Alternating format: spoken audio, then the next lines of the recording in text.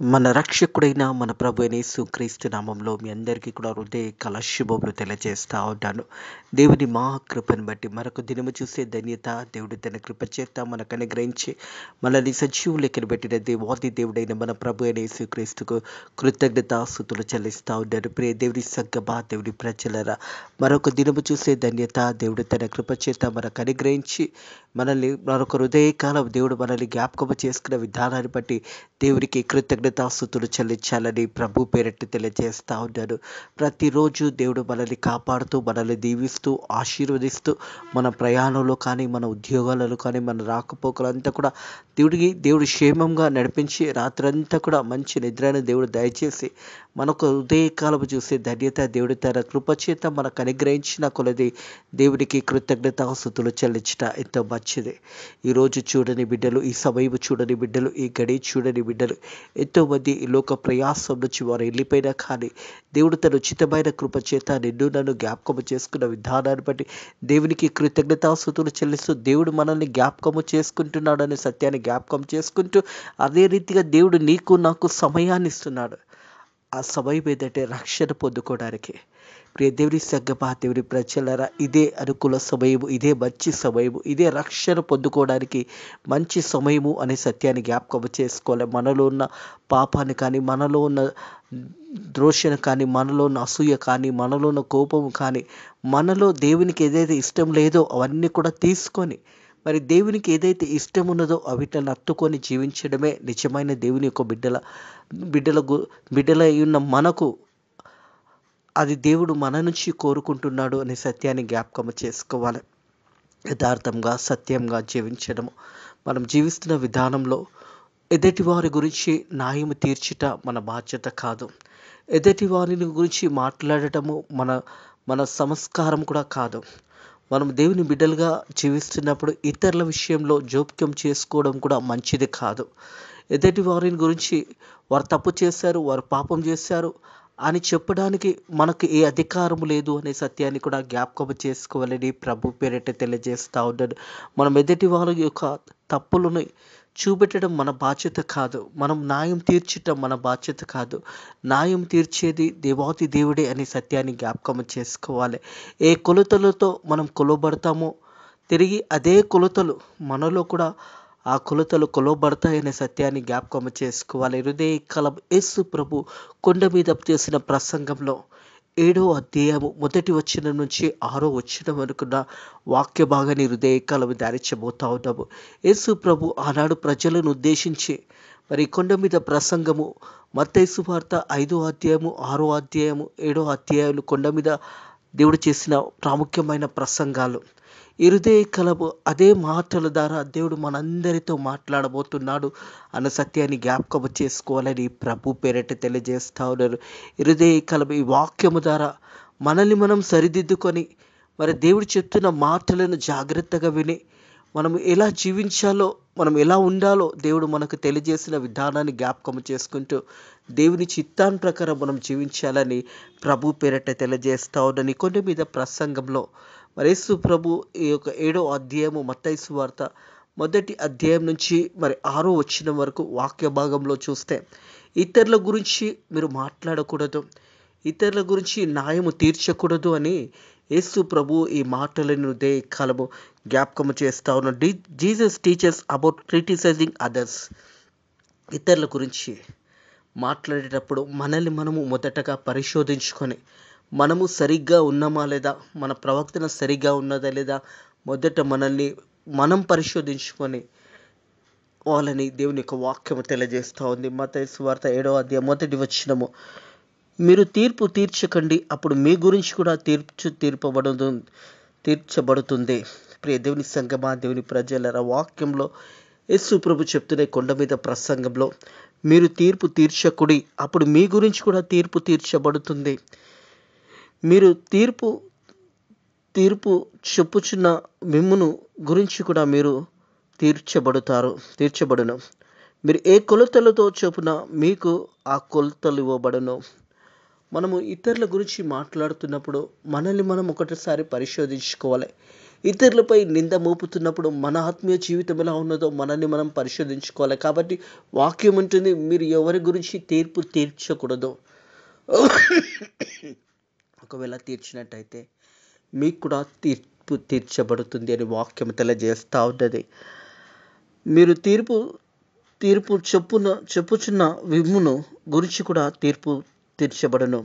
మీరు ఏ కొలతలతో చెప్పున మీరు చెప్పునో మీకు కూడా ఆ కొలువలో ఇవ్వబడుతుంది. ఏదైతే మనము చెప్తామో, ఏదైతే ఇతరుల పట్ల మనం అన్యాయంగా కానీ మొదట మనల్ని మనం సరిదిద్దుకోకుండా ఇతరులకు చెప్పడం అనేది మంచిది కాదు అని దేవుని వాక్యం తెలియజేస్తూ ఉంది. అలాగే చూసినట్లయితే మొదటి కొరింథీయులకు రాసిన పత్రిక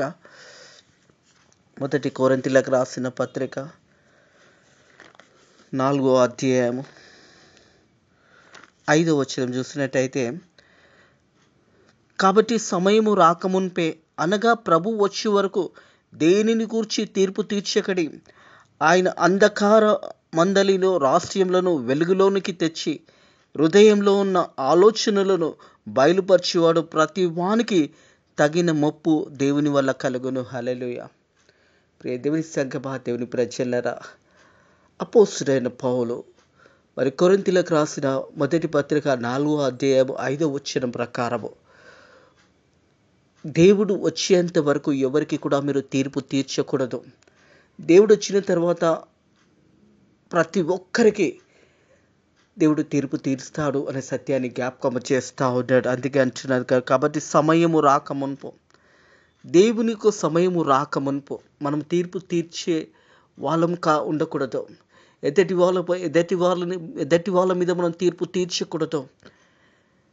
అందుకే వాక్యం అంటా ఉంది, కాబట్టి సమయము రాకమునుపే అనగా ప్రభు వచ్చే వరకు, అంటే దేవుడు వచ్చే వరకు, ప్రభు అయిన యేసుక్రీస్తు తిరిగి వచ్చే వరకు దేనిని గురించి తీర్పు తీర్చకండి. దేనిని గురించి కూడా, ఏ మనిషిని గురించి కూడా తీర్పు తీర్చటం మన బాధ్యత కాదు.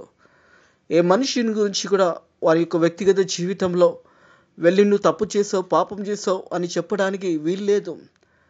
ఎందుకంటే దేవుడు వచ్చే వరకు ఓపికతో కనిపెట్టుకొని యేసు ప్రభు రెండో రాకడ కొరకు ఎదురు చూస్తున్న మనం అందరం కూడా, కాబట్టి సమయం వచ్చే వరకు, అంటే దేవుని సమయం వచ్చే వరకు మనం ఎవరి మీద కూడా తీర్పు తీర్చకూడదు అని దేవుని యొక్క వాక్యం తెలియజేస్తూ ఉన్నది. అనగా ప్రభు వచ్చే వరకు దేనిని గురించి కూడా తీర్పు తీర్చకండి.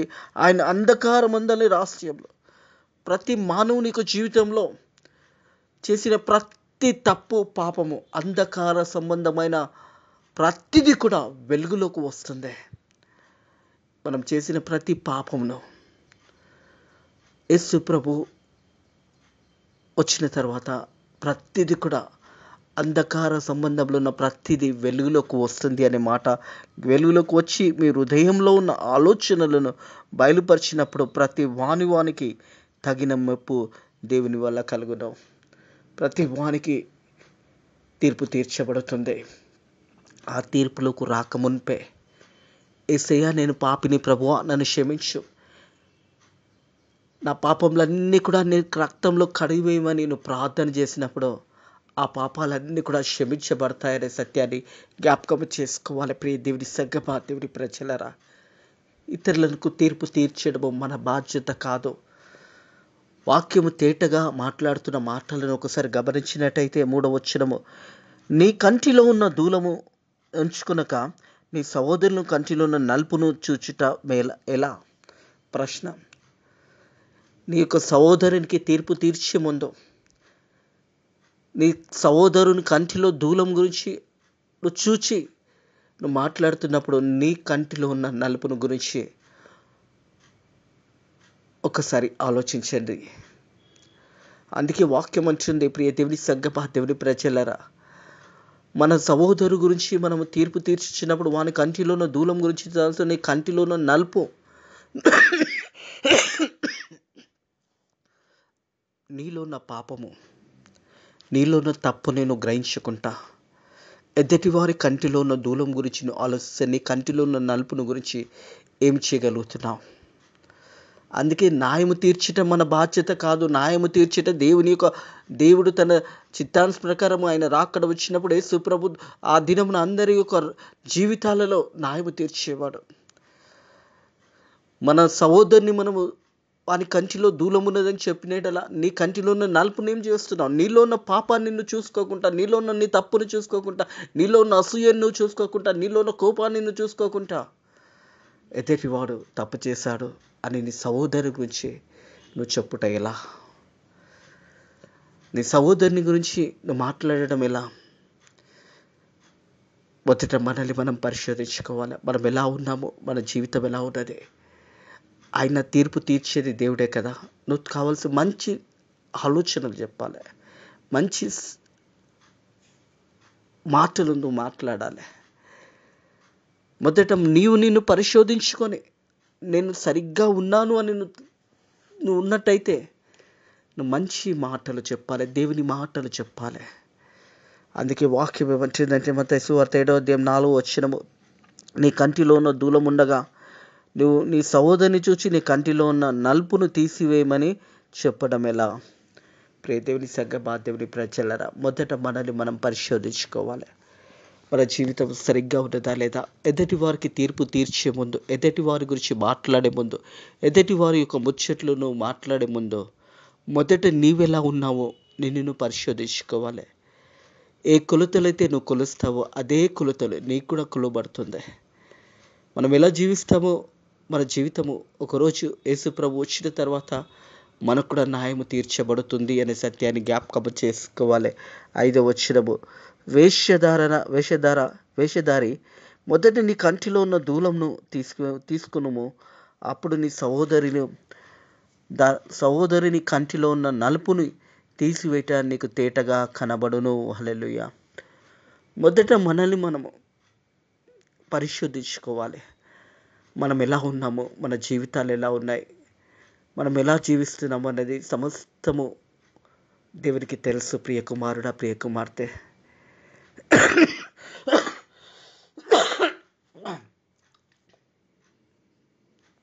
హృదయ కలవి బాటలిట్టిన ప్రియ సహోదరుడా, ప్రియ సహోదరే,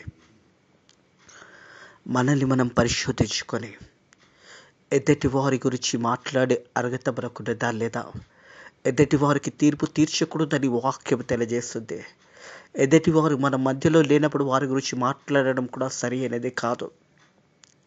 అందుకే అంటున్నారు కదా, మొదట నిన్ను పరిశోధించుకో, మొదట నీ కంటిలో ఉన్న దూలంను తీసివేసుకున్నాము. మొదట మనలో ఉన్న పాపము మనం తీసుకోవాలి. మన పాపం మనం తీసుకోవాలంటే మన వల్ల కాదు.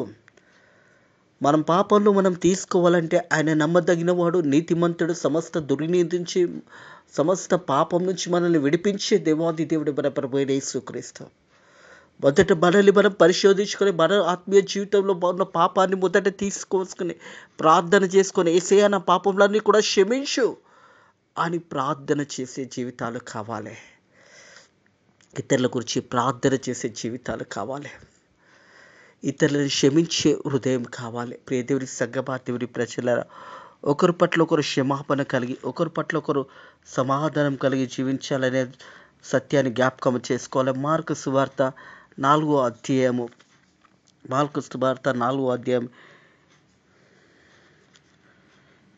24వ వచనం చూసినట్టయితే,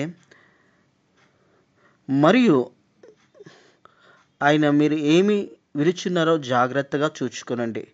మీరు ఏ కొలతలతో కొలుతురో మీకు అట్టి కొలతలే కొలవబడును, మరి ఎక్కువగా మీకు ఏమి ఇవ్వబడదు. ప్రియ దేవుని సంగమా, దేవుని ప్రజలారా, మొదట మనల్ని మనం పరిశోధించుకొని జాగ్రత్తగా మనల్ని మనం చూసుకోవాలి. మరియు ఆయన మీరు ఏమి వినుచున్నారో జాగ్రత్తగా చూచుకునండి.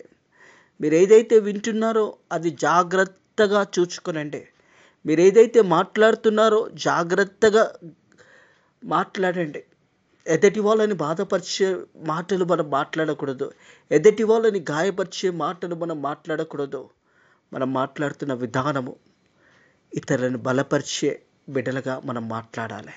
అందుకే అంటుంది, మీరు మరియు ఆయన మీరు ఏమి వినుచున్నారో జాగ్రత్తగా చూసుకునండి. మీరు ఎట్టి కొలతలతో కొలుతురో మీకు కూడా అట్టి కొలతలు కొలవబడను, మరి ఎక్కువగా మీకు ఏమి ఇవ్వబడదు.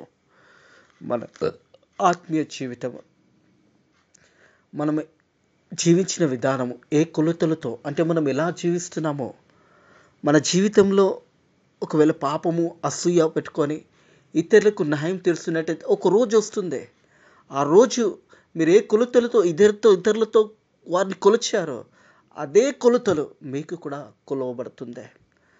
మన జీవితం కూడా ఒకానొక దినము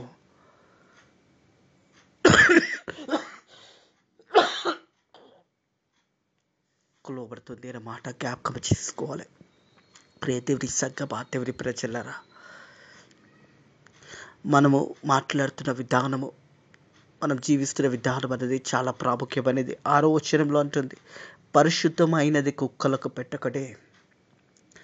పరిశుద్ధమైనది కుక్కలకు పెట్టకూడదు. మన జీవితము, మనం ఇతరుల గురించి మాట్లాడుతున్నప్పుడు, ఎవరి గురించి అయినా కానీ, నువ్వు ఒక సంభాషణ చేస్తున్నప్పుడు, ఎదుటి వాని గురించి నువ్వు తీర్పు తీర్చుచున్నప్పుడు జాగ్రత్తగా నిన్ను చూసుకోనండి. ఎందుకంటే పరిశుద్ధమైనది కుక్కలకు పెట్టకూడదు అని వాక్యము తెలియజేస్తుంది. మీ ముత్యంలో పందిల వద్దట వేయకండి. నువ్వు ఎదుటి వారి గురించి ప్రశ్నిస్తున్నప్పుడు నీ జీవితాన్ని నువ్వు మర్చిపోయి ఎదుటి వారిని ప్రశ్నించడం మంచిది కాదు. ఎవరైనా కానీ, సహోదరుడే కానీ, సహోదరి కానీ, ఒక సేవకుడే కానీ, కుటుంబంలో ఉన్న వ్యక్తులే కానీ, ఇతరుల గురించి మాట్లాడే అర్హత మనకు లేదు. ఇతరుల గురించి తీర్పు తీర్చే అర్హత మనకు లేదు. ఇతరుల గురించి మాట్లాడేది మంచిది కాదు. ఇతరుల తప్పుల గురించి నువ్వు మాట్లాడుతున్నావు. నీ తప్పులు ఎప్పుడైనా పరిశోధించుకున్నావా? నీ జీవితం ఎలా ఉన్నదో పరిశోధించుకున్నావా? ఇతరుల గురించి ఎప్పుడు మాట్లాడుతున్నా నీవు నీ జీవితం ఒకసారి పరిశోధించుకో. మోకాళ్ళుండే, యేసయ్యా, నా జీవితం ఎలా ఉన్నదో నన్ను నేను పరిశోధించుకోవాలి, నా జీవితాన్ని నువ్వు చూపించేయా అంటే దేవుడు నీ జీవితం అంతా కూడా తేటగానే కనిపిస్తుంది. నీ జీవితాన్ని నువ్వు చూసుకోకుండా ఇతరుల గురించి మాట్లాడినప్పుడు ఏమవుతుందంటే, అందుకే పరిశుద్ధమైనది కుక్కలకు పెట్టకండి అంటే, మనం ఇతరుల గురించి మాట్లాడుతున్నప్పుడు దేవుని గురించి మనము మాట్లాడుతున్నాము అనే సత్యాన్ని కూడా జ్ఞాపకం చేసుకోవాలి. అందుకే అంటున్నది కదా, పరిశుద్ధమైనది కుక్కలకు పెట్టకండి, మీ ముత్యంలో పందిల ఎదుట వేయకండి. అక్కడ అవమానం ఎవరికి చెందుతుంది? నువ్వు ఇతరుల గురించి మాట్లాడుతున్నప్పుడు, ఒక తోటి సహోదరి గురించి కానీ, సహోదరుని గురించి కానీ నువ్వు మాట్లాడుతున్నప్పుడు, దేవాది దేవుడైన మన ప్రభు అయిన యేసుక్రీస్తుని మనం మాట్లాడుతున్న మాటలు దేవుని గాయపరుస్తున్నాము. మనం ఇతరుల గురించి న్యాయం తీరుస్తున్నాం. ఇతరుల గురించి మాట్లాడడానికి నీవు ఎవరు? సమయం వచ్చే వరకు, దేవుడు రాకడ వచ్చే వరకు దేవుడే న్యాయము తీరుస్తాడు. ప్రతి ఒక్కరికి దేవుడు న్యాయం తీరుస్తాడు. మనము న్యాయం తీర్చే వరం కాదు.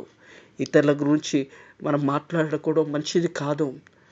ఇతరులని ప్రశ్నించడం, ఇతరుల గురించి నువ్వు మాట్లాడుతున్నప్పుడు దేవుని నామం అన్నది అక్కడ మనుషుల ఎదుట మనం దేవుని నామాన్ని కించపరిచేలా మాట్లాడడము మంచిది కాదు. అందుకంటే పరిశుద్ధమైనది కుక్కలకు పెట్టకండి, మీ ముత్యంలో పందిల వద్ద వేయకండి. వేసి నేను అవి వాటి కాళ్ళతో తొక్కి మీ మీద పడి మిమ్మను చీల్చివేయను. మీరు మాట్లాడుతున్న మాటలన్నీ కూడా దేవుని నామాన్ని కించపరిచేలా మాట్లాడుతున్నారు. దేవుని నామంను, ఉన్నతమైన నామంను, ఒక సేవకుని గురించి మాట్లాడుతున్నప్పుడు, ఒక సేవకురాల గురించి మాట్లాడుతున్నప్పుడు, నీవెవరు న్యాయం తీర్చడానికి, తీర్పు తీర్చడానికి? నీవెవరు? అక్కడ దేవుని మాటలను మనము నోటి నుంచి మాట్లాడుతూ మనల్ని మనం పరిశోధించుకుంటాం. ఇతరుల గురించి మాట్లాడడానికి నీకు అధికారం ఉన్నది. అందుకే అంటున్నా, న్యాయము తీర్చకండి, తీర్పు తీర్చకండి. ఆ తీర్పు మీకు కూడా తిరగబడుతుంది. అవి కుక్కల ముందు, పందుల ముందు వేస్తే అవి కాళ్ళతో తొక్కి తిరిగి మిల్లని చీల్చివేస్తాయి, మిల్లని గాయపరుస్తాయి. ఈరోజు క్రైస్తవ లోకంలో, ఈ ప్రపంచంలో ఒకరి పట్ల ఒకరు ఎంత భయంకరంగా మాట్లాడుకుంటున్నారంటే, అది దేవుని నామాన్ని మనం ఎక్కడ పెడుతున్నాము? ప్రియ దేవుని సంగమా, దేవుని ప్రజలరా, ఒకసారి ఆలోచించండి. నువ్వు ఇతరుల గురించి మాట్లాడుతున్నప్పుడల్లా కూడా అది దేవుడు ఎంతగా మనల్ని చూసి బాధపడుతున్నాడో ఒకసారి ఆలోచించండి. అందుకంటే పరిశుద్ధమైనది కుక్కలకు పెట్టకండి, మీ ముత్యాలు పందుల వద్ద వేయకండి. వేసిన ఎడల అవి మోకాళ్ళతో వాటి కాళ్ళతో తొక్కి మీ మీద పడి మిమ్మను చీల్చివేస్తును. అది తిరిగి మన మీదనే చీల్చివేస్తున్నది. అంటే మనల్ని మనమే నిందించుకుంటున్నాము, మనల్ని మనమే కోపపడుతున్నాము, మనల్ని మనమే అవమానపరుచుకుంటున్నాము, మనమే దేవుని నామాన్ని కింద పడేలా మనము చేస్తూ ఉన్నాము. అటుది మంచిది కాదు. ఏ సహోదరుడైనా ఎవరైనా తప్పు చేస్తే శిక్షించే అధికారము దేవునికి ఉన్నదే. తగిన సమయము అందు దేవుడే వారిని శిక్షిస్తాడు, వారికి న్యాయం తీరుస్తాడు. మనము న్యాయం తీర్చేవారము కాదు అనే సత్యాన్ని జ్ఞాపకం చేసుకోవాలి. కాబట్టి ఎవరి గురించి మాట్లాడడం మంచిది కాదు. సహోదరుడే కానీ, సహోదరే కానీ, తల్లిదండ్రులే కానీ, పిల్లలే కానీ, అలాగే సేవకులైనా కానీ, తోటి సేవకుని గురించి మాట్లాడే అధికారము నీకు లేదో. అక్కడ మనం చేస్తున్న తప్పులు మనము మొదట గ్రహించాలి. అందుకే అంటుంది కదా, పరిశుద్ధమైనది కుక్కలకు పెట్టకండి, మీ ముత్యములు పందిల వద్ద వేయకండి. మనల్ని చూసి అనేకులు నవ్వుకుంటున్నారు, మనల్ని చూసి అనేకులు విచిత్రమైన మాటలు మన గురించి మాట్లాడుతున్నారు. ఒక సేవకుని గురించి మాట్లాడడము మంచిది కాదు. దయచేసి ఇవి దేవుని మాటలుగా తీసుకొని ఒకరికి ఒకరు తీర్పు తీర్చడము మన బాధ్యత కాదు. తీర్పు తీర్చే వరకు, ఆ సమయం వచ్చే వరకు వేచి ఉందాము. దేవుడే ఆ తగిన సమయం ముందు తీర్పు తీర్చాడనే సత్యాన్ని జ్ఞాపకం చేసుకోవాలి. కాబట్టి సమయము రాక మునుపు, అనగా ప్రభు వచ్చే వరకు దేనిని గురించి తీర్పు తీర్చకండి. ఆయన అంధకార మండలి రాష్ట్రంలో వెలుగులోనికి తెచ్చి హృదయంలో ఉన్న ఆలోచనలు బయలుపరిచినప్పుడు ప్రతి వానికి తగిన ముప్పు దేవుని వల్ల కలుగును. దేవునికి సమయం ఇద్దాము, ఆయన రాకడి వరకు వేచి ఉందాము. ఇతరుల గురించి మాట్లాడడము, ఇతరుల గురించి తీర్పు తీర్చడము మన బాధ్యత కాదు. ప్రతి ఒక్కరం కూడా దేవుడు వచ్చేంత వరకు, ఆ సమయం వచ్చే వరకు వేచి ఉందాము. దేవుడే న్యాయము తీరుస్తాడు. ఎవరి గురించి కూడా న్యాయము తీర్చకండి, మీకు కూడా న్యాయము తీర్చబడుతుంది. మీరు ఏ కొలతలతో కొలుస్తారో అదే కొలతలు మీకు కూడా కొలవబడుతున్నాయి. మాటలు జ్ఞాపకం చేసుకొని ఎవరు కూడా ఎవరిని అవమానపరిచే విధంగా, ఎవరిని బాధపరిచే విధంగా, ఎవరి కుటుంబంని బాధపరిచే విధంగా మాట్లాడడం మన బాధ్యత కాదు. మనం దేవుని మాటలు తెలియజేద్దాము, వాక్యాన్ని ప్రకటిస్తాము. సర్వలోకానికి వెళ్ళి సర్వ సృష్టికి సువార్త ప్రకటించమన్నాడు. ఆ సువార్తని ప్రకటిస్తాము, అనేకులను బలపరుస్తాము, అనేకులను రక్షణ మార్గంలోకి నడిపిస్తాము. ప్రార్థన చేస్తాము. ప్రతి ఒక్కరు రక్షణ పొందుకునే విధంగా దేవుని సన్నిధిలో మోకాళ్ళ నుండి ప్రార్థన చేసినప్పుడు దేవుడే అందరి హృదయాలని మార్చే దేవాతి దేవుడు. అందుకంటే కదా అపోస్తులైన పౌలు కొరింథీయులకు రాసిన పత్రికలో అంటాడు, చెట్టు నాటిన వాని చేతిలో ఏం లేదు, నీళ్లు పోసిన వాని చేతిలో ఏం లేదు, అది సమృద్ధిగా దీవించబడాలి అంటే అది దేవుని వల్లనే అవుతుంది. నీళ్లు పోసిన వానిలో ఏమి లేదు, చెట్టు నాటిన వాని వల్ల కూడా ఏమి లేదు. అది సమృద్ధిగా అది పెరగాలంటే అది దేవుని వల్లనే కలుగుతుంది. కాబట్టి వాక్యము ప్రకటిస్తాము, వాక్యానుసారంగా అనేకులను బలపరుస్తాము, వాక్యానుసారంగా జీవిస్తాము, ఇతరుల గురించి ప్రార్థన చేస్తాము. అట్టి కృప దేవుడు మనకందరికీ అనుగ్రహించిన గాక, మనల్ని బలపరిచి ధైర్యపరిచి ముందుకు నడిపించిన గాక. ఆమేన్. ప్రార్థన చేసుకుంటాము. Thank you lord, thank you Jesus, thank you holy spirit. పరిశుద్ధుల దేవ, ఇతరుల పట్ల తీర్పు తీర్చకూడదు అని వాక్యము ద్వారా మాతో మాట్లాడి మనల్ని బలపరిచిన దేవ నీకు వందనములు. అవును తండ్రి, నీ సమయం వచ్చే వరకు, నువ్వు వచ్చే వరకు నేను వేచి ఉండి న్యాయము తీర్చేవాడు నీవే నాయన ప్రభా. తండ్రి, నీ రాకడ కొరకు ఎదురు చూస్తూ నీ కొరకు కనిపెట్టుకొని నీ సువార్త ప్రయాణంలో ముందుకు సాగిపోతూ, నీ సువార్త ప్రకటిస్తూ ముందుకు సాగిపోవడానికి నీ కృప ద్వారా సాయం చేయండి. మాలో ఉన్న బలహీనతలు, మాలో ఉన్న నాయన ప్రభా ప్రతి బలహీనతల నుంచి మనకు విడుదల దయచేయండి. ఇంకా గొప్పగా నీ సేవలో పరిచర్యలో ముందుకు సాగిపోవడానికి నీ కృప ద్వారా సాయం చేయండి. ఈ రోజంతా కూడా మనల్ని దీవించి ఆశీర్వదించమని నజరేయుడైన యేసుక్రీస్తు నామములో ఈ ప్రార్థనని వేడుకుంటున్నాము తండ్రి. ఆమేన్. తండ్రి, కుమార, పరిశుద్ధాత్మ త్రియేక దీవెనలు, సకల ఆశీర్వాదాలు మీకు, మీ కుటుంబములకు ఇప్పుడు ఎల్లప్పుడూ సదాకాలము తోడైండును గాక. ఆమేన్.